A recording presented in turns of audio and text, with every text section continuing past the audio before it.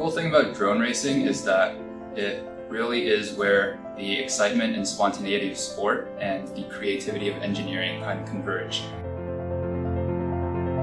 I first got into the drones as a hobbyist in 2009, and I'm amazed at how far the industry has grown since then.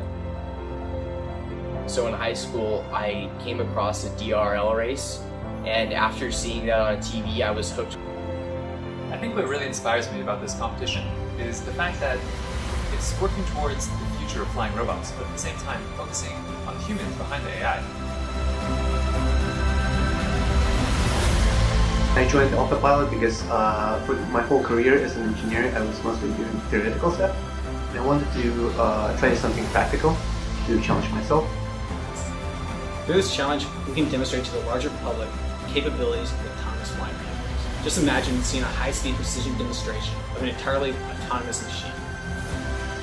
AlphaPilot presents a very unique challenge of building autonomous drones. My job was to build the eyes of the drones. Just like in nature, birds use visual cortex to see where to fly, our system is based on deep neural networks.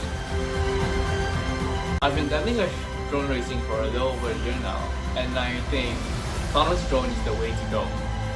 I believe that autonomous drones are the future, and I want to make that a reality. If we get this right, we really get this right, we won't just be creating technology for drone racing.